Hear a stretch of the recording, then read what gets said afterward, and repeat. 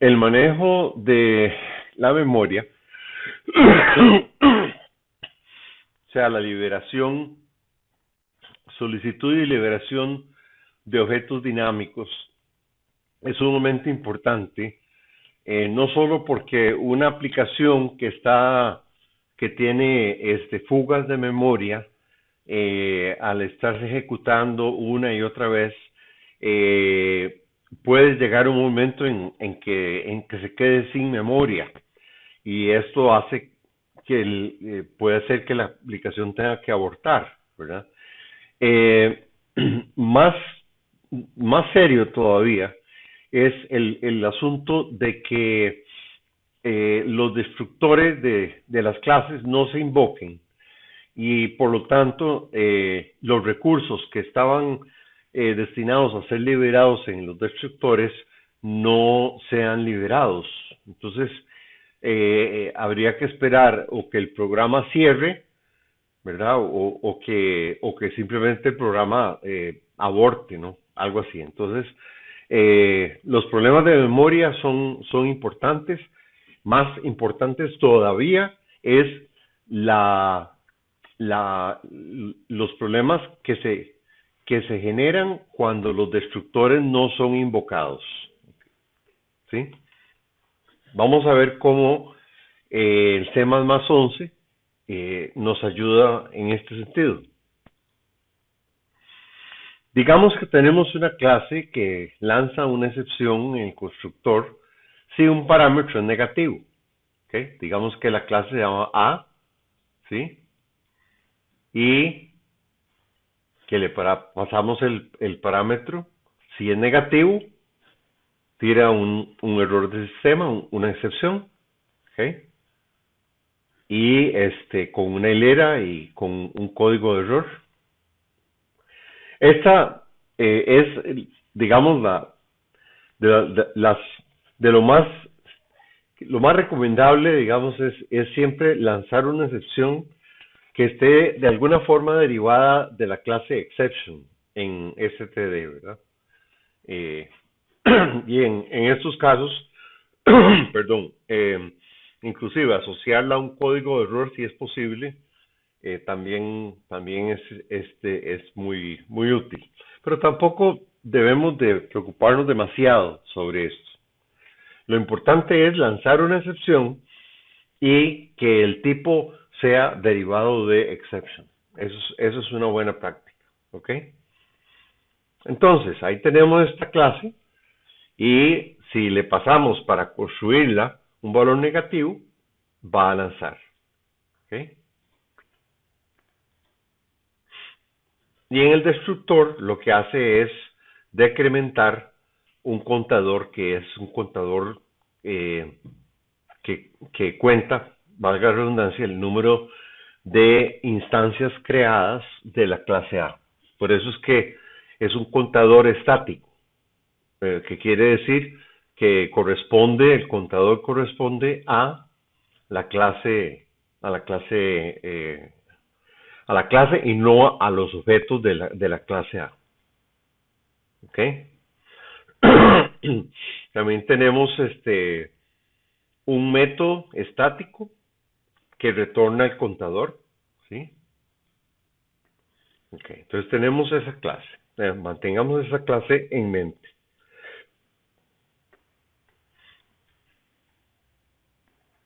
Una pregunta interesante. ¿Cuándo son invocados los destructores? La respuesta es sumamente interesante. Únicamente cuando han sido completamente construidos.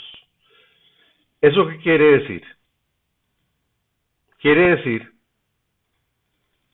que si el valor es negativo, si esta excepción se lanza acá, no se ha terminado el constructor. Por lo tanto, el objeto de la clase A que estábamos por construir no se ha construido en el momento en que esto se lanza. Al lanzarse esta excepción, saliendo del constructor, no hay nada que nos vaya a restaurar o o sea, el objeto no está creado, entonces no podemos esperar que se libere.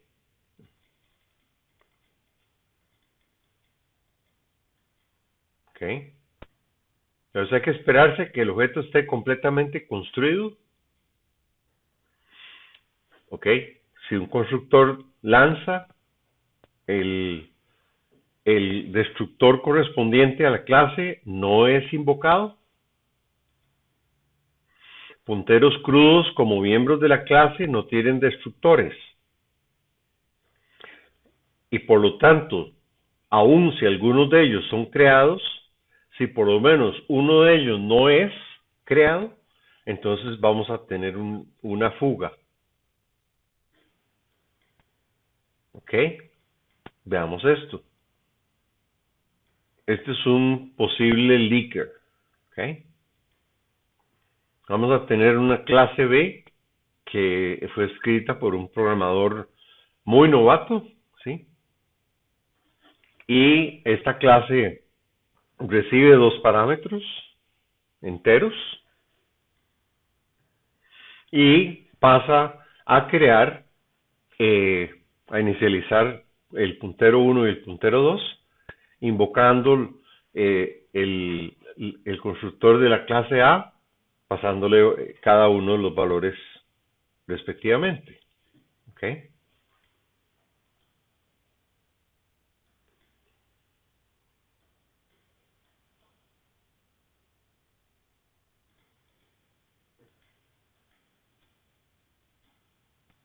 Bueno, los detalles de la clase, este copy constructor y la assignment operator, en realidad en este momento no nos interesan.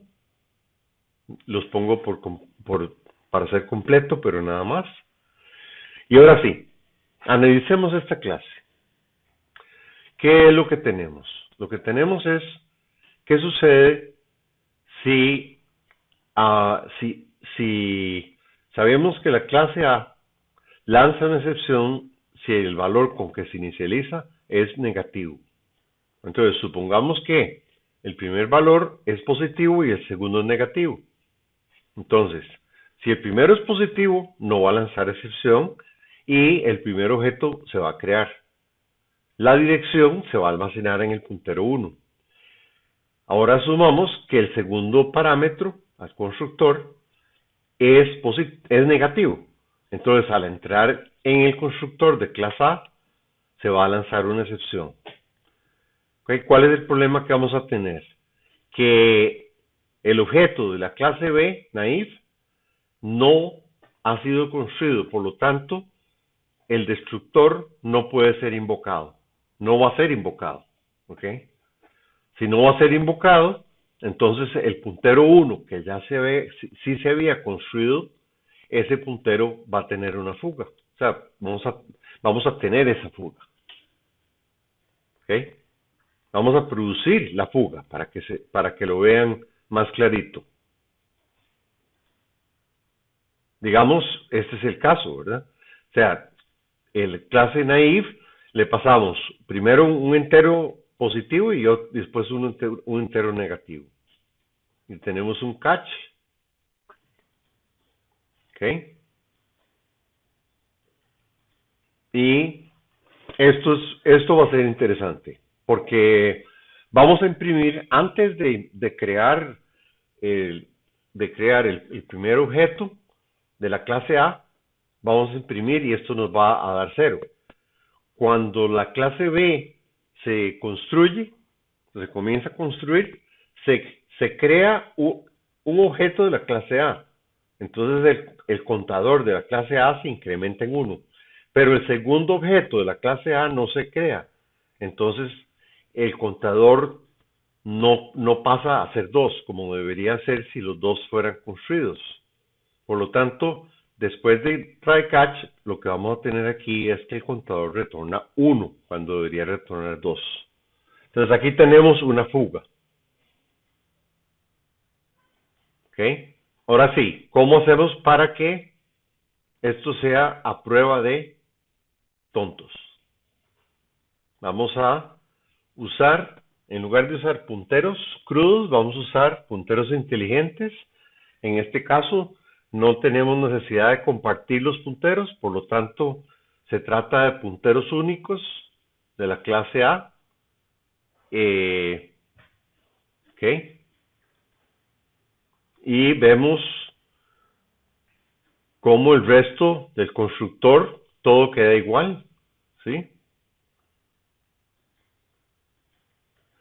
Todo lo demás queda igual. ¿Ok?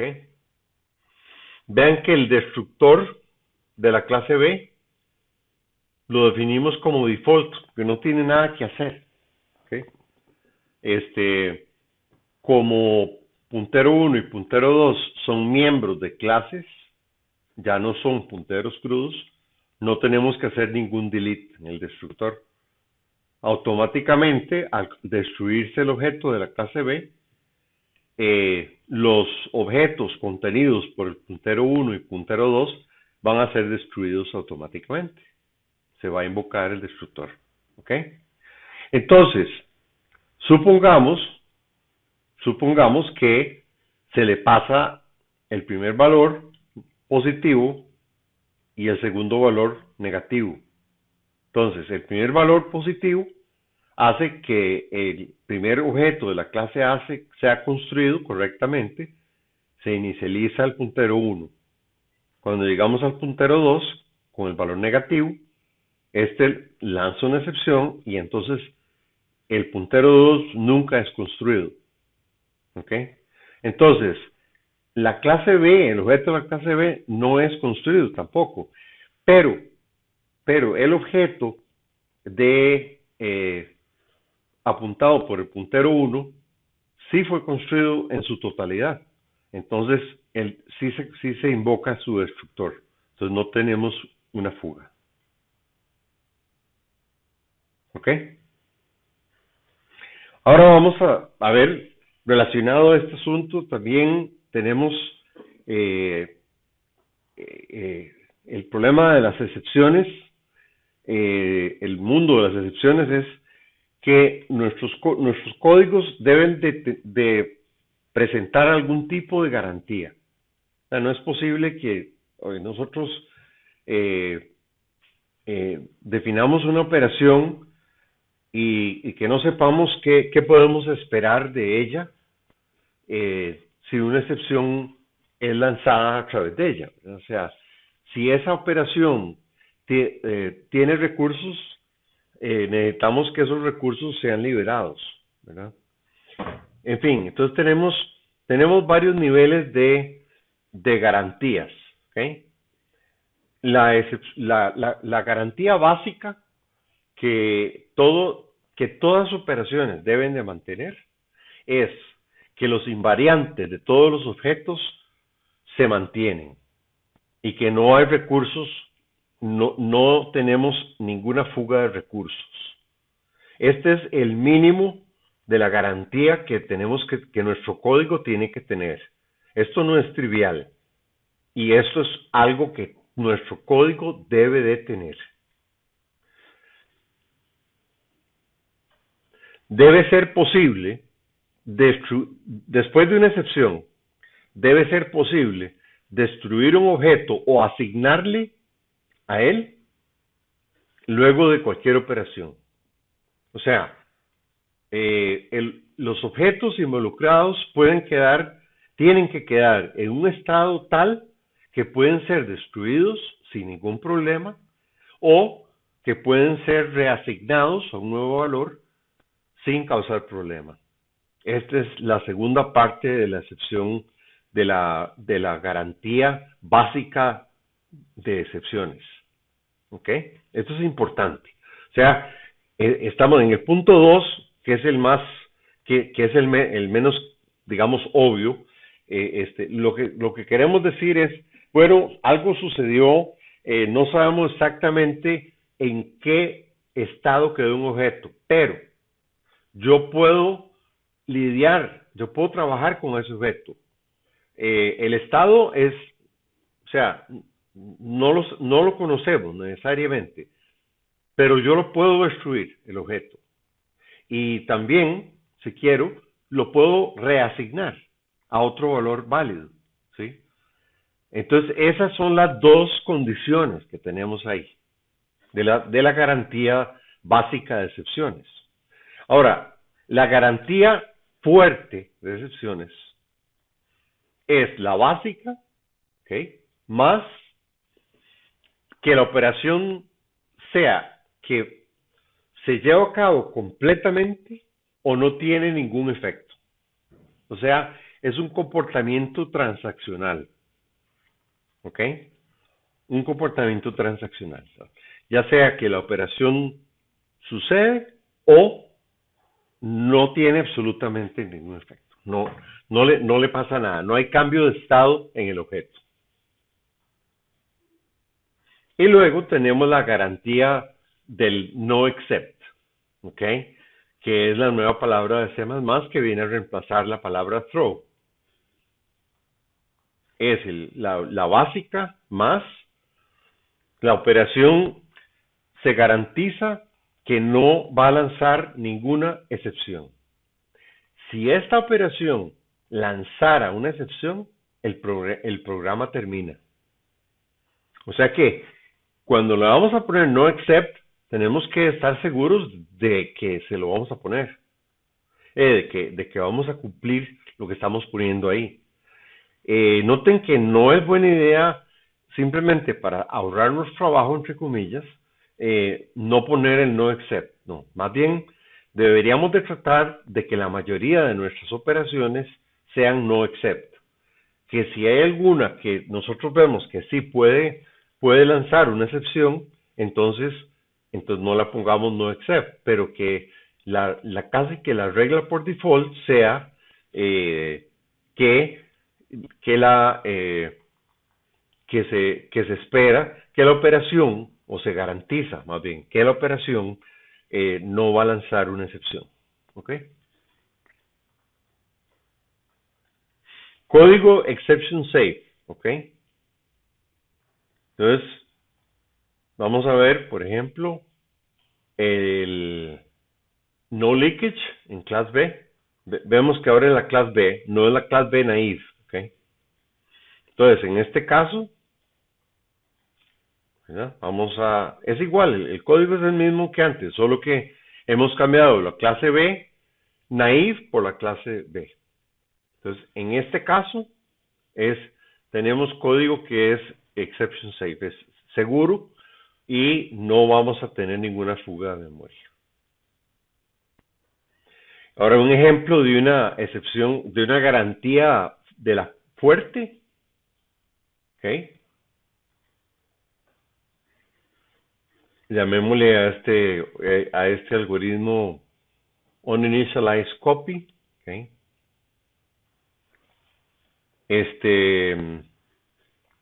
Obtenemos el tipo valor, obtenemos un iterador, ya pronto veremos eso con detalle, un iterador que se llama current y que comienza en la posición first, y hacemos un try y vamos moviéndonos, ¿ok? Al final de cada ciclo se va incrementando first y se va incrementando current, ¿ok?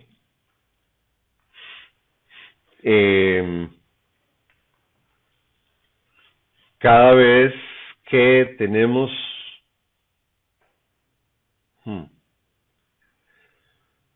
cada vez ¿qué es lo que hacemos en cada? Ok, hacemos una operación aquí en cada una de estas vueltas, cada una del ciclo. Pero ¿qué sucede si, o sea, aquí estamos invocando el operador new que utiliza, o sea, no solicita memoria, sino que posiciona, o sea, ejecuta el constructor y posiciona el objeto en la dirección que está dada por toda esta expresión de aquí. Vean, esta expresión no es no es tan terrible como parece. Simplemente eh, tenemos aquí, digamos, un objeto, ¿ok? Un objeto, o sea, current es un iterador que apunta a un objeto, ¿sí? Entonces, estrella current es el objeto. El método addressOf nos toma el objeto y nos devuelve la dirección, o sea, nos devuelve la dirección del objeto. Esta dirección del objeto tiene un tipo igual al objeto, ¿ok? Porque este addressOf es un template function, y ese tipo de puntero digamos a t, por decir algo,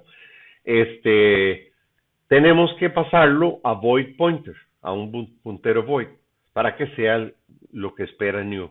New espera un void pointer. Entonces, en realidad, todo esto de aquí es simplemente tomar la dirección de donde va el actual objeto, para que entonces, cuando invocamos el constructor, pasándole el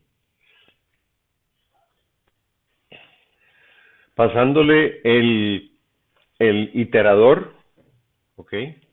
Al primer elemento, bueno, no, al primero que se va a ir moviendo, ¿sí?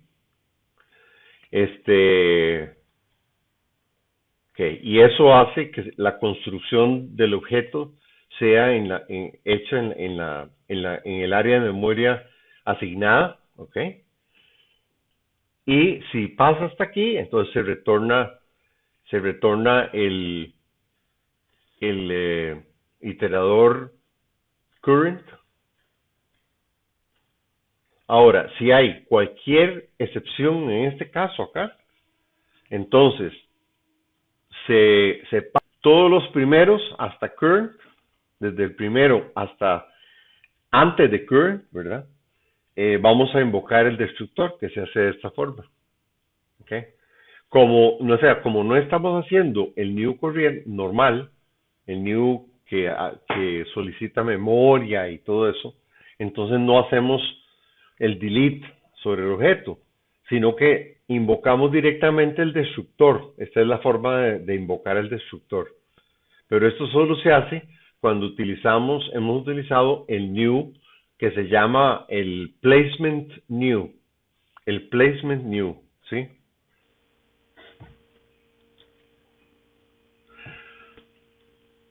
Aquí, este iterador, ¿ok?